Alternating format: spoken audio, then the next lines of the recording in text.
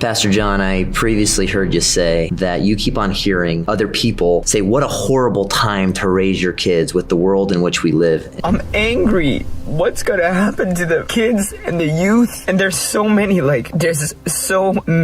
people who regret this. There's more and more and more coming out, and younger too, on puberty blockers, that been on puberty blockers. And you know, when we get 30, 40-year-olds that are going to be like, what the did I do when I was 16 or whatever, and you can't go back. I'm sad for myself, of course, not in a victim kind of way, but in this process of mourning who I was is touch and go. So, but I'm sad for humanity and the children and what's gonna happen when they're screwed up. We're gonna see what's gonna happen, and I really, really hope that all these professionals get their friggin' karma, because I know that some of them don't realize, and some of them might be brainwashed and whatever, but some of them know exactly what they're doing. And I think we're at a time when Christians are going to be persecuted, so you don't need to pretend to be somebody so you can get persecuted. But I think there's a reality check going on in our country, and I think now we're becoming like most of the rest of the world and most of human history. Christianity is an alien group of people, and the world is hostile to it, and that's the way many nations have always been. The last 2 years of my life, and I realized it's been a complete hell. My life has just went down the hill ever since I had so-called bottom surgery trying to be a woman, and I regret it. I regret it 100%. I regret too that I ever thought I was trans, that I ever thought I could be a woman, and I wish I could go back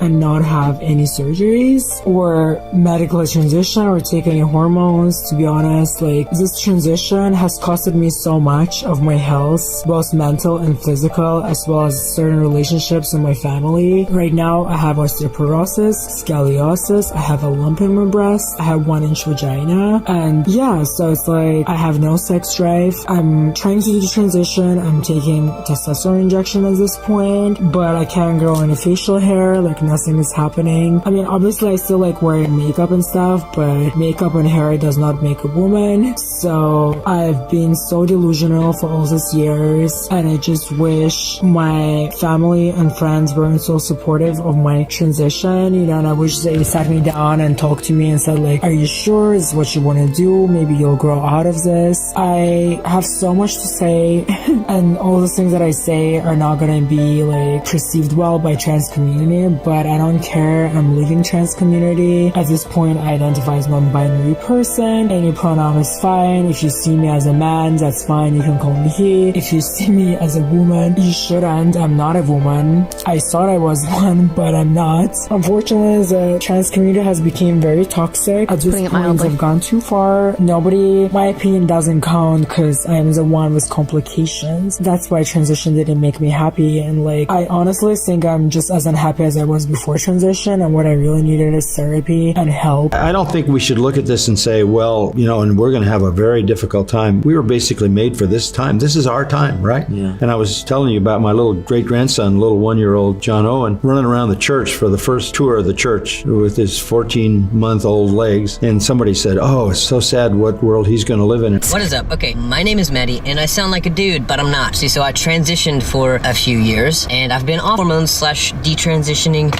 for a couple of years. Here's the deal. When I went to transition, I had to go to counseling to get a letter of referral to a doctor. The doctor wouldn't see me without that, but I only had to go to 2 sessions before this counselor was like, yeah, you have gender dysphoria. You need to be treated by a doctor. Let's get you this note. She wrote me the letter of recommendation. I took it to a doctor, and this doctor prescribed me testosterone on the first visit. Now, I'm not crying and blaming them for my decisions, because I was a legal adult when I made these decisions. I knew that my voice would be permanently altered. I knew that I would permanently grow facial hair, which I still do. You can't really see it right now because I pluck my face. Literally, these tweezers are in my car all the time because on my brakes, I pluck my face. Anyways, I was a legal adult when I made these decisions, but now my issue with this is that they're allowing these things to happen to children. Children who can't drive. Children who are not old enough to buy alcohol because their brains aren't, they're not mature enough to do that. Kids who aren't mature enough to apparently buy nicotine according to the law. They can't buy nicotine. They can't tattoo without parental consent because that's a permanent thing on your butt. Why are we allowing this to happen to children? I would have been so much further along in my transition before, if I would have started that young. And I'm detransitioning, so that would not have worked out the way that I thought it would work out whenever I was that age. And I said, this is where God brought applaud him. This is his time. And we come to the kingdom like Esther for such a time as this. So there are going to be challenges. I agree. But it's going to be harder to be a fraud and a hypocrite, especially with the internet. If you're trying to hide something, pretty hard to hide nowadays. Even phonies in religion are exposed almost on a weekly basis. Well, consent has to be documented, but it also has to be informed. And informed means you have to understand what you're consenting to. The problem with me starting it so young was not only that I couldn't consent, I couldn't really fathom the full picture of things. I've also I'm still experiencing a wide range of complications to this day. From the surgery, I'll never be able to breastfeed. I'll never have that erogenous sensation in my chest back. I'll never have my breast back. And on top of that, I do hate to speak about it, but I'm experiencing sexual dysfunction at the age of 18. That's something that women usually go through when they're in their 40s to 50s. Right.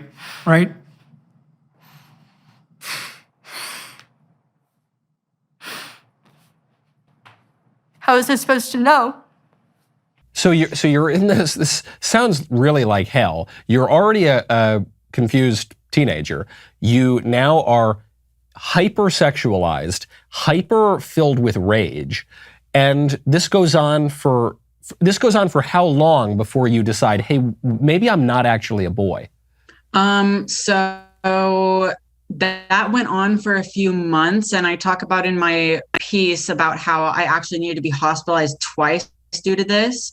And sometime after, and just as a side note, not once in either of my hospitalizations or any of my mental health treatment that I was receiving because of these extreme symptoms was the testosterone ever mentioned. That was never brought up. Like I would write down, I'm a biological female, F, and I'm on 100 milligrams a week of testosterone.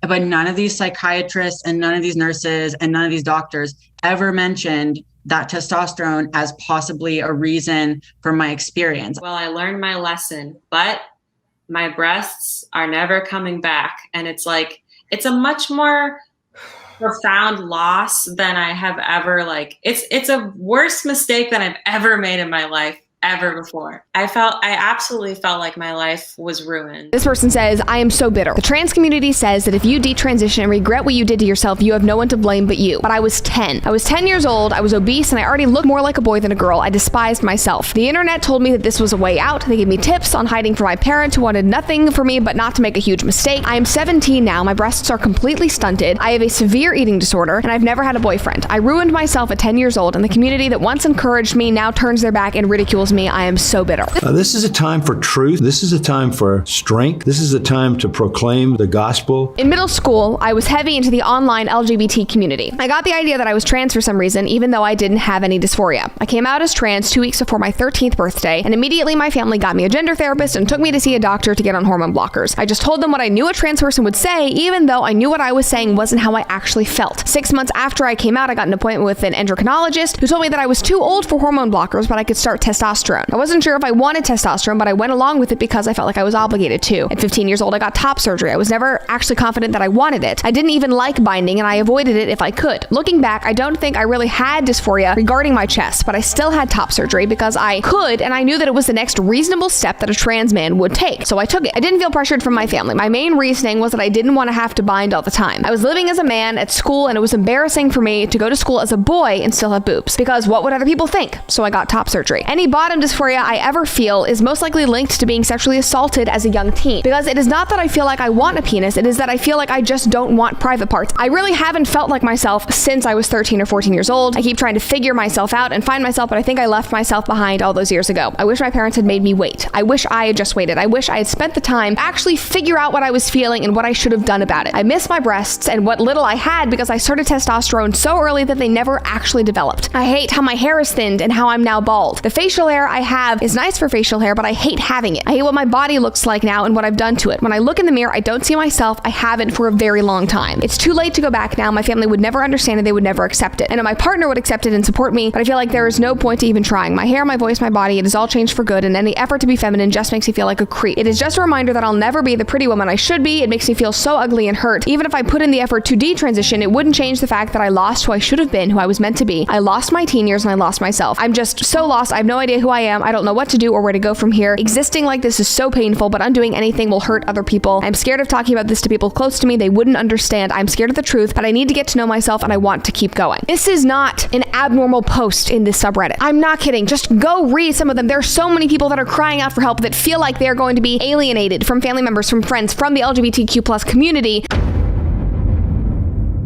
As intolerant as the LGBTQ community is towards those of us from the outside who criticize it and speak out against its many evils, especially the evil it is inflicting upon countless young people, there is arguably one group of people this community is even more intolerant towards, and it is those who share their detransition stories and expose the corruption and manipulation taking place within the transgender movement.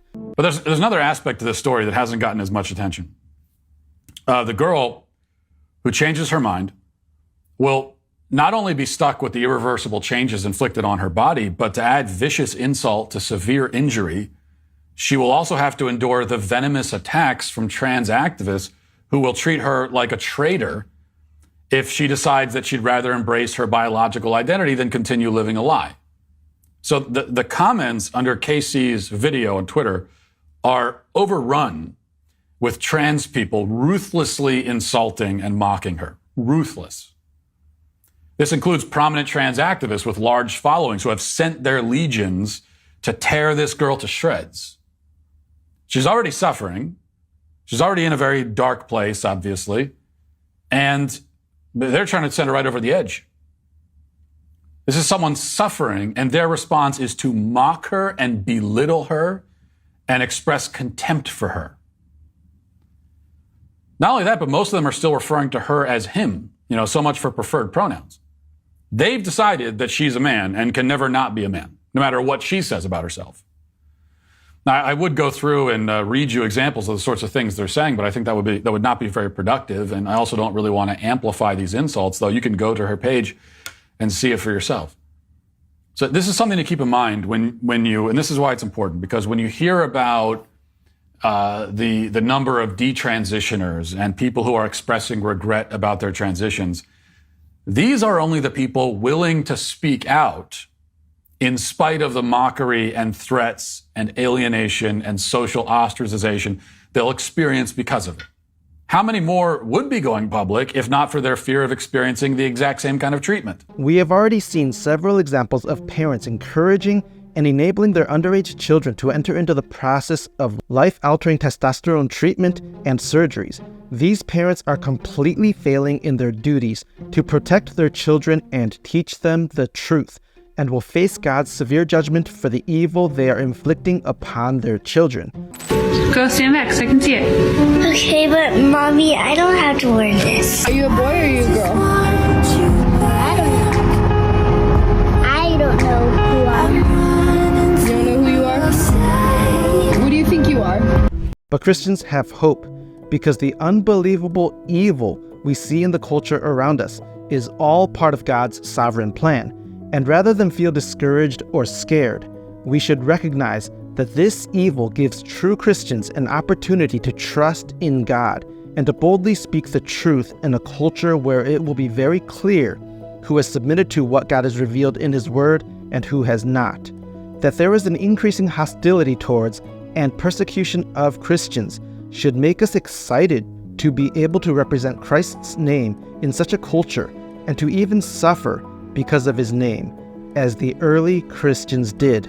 This is the best of times. I'm glad I've survived to be around for the adventure of this time where the truth is going to mean more and where the culture fears the truth more than they fear anything else. That's a perfect scenario for us to proclaim the gospel. Hi, my name is Mike, I'm a deacon, a husband, a father, a software engineer, and an amateur maker of videos. Thank you so much for watching this video. If you want to help me in my mission to spread biblical truth, just subscribe and watch these videos until the end, which will help the YouTube algorithm recommend these videos to more people. I'm committed to using the skills and gifts God has given me to glorify Him and communicate biblical truth, and I would be so grateful if you would come be a part of what I'm building. You can visit my website at joyfulexile.com to learn more about me and what I'm working on. I hope you're having a blessed day. I will see you in the next video, and remember, this world is not our home.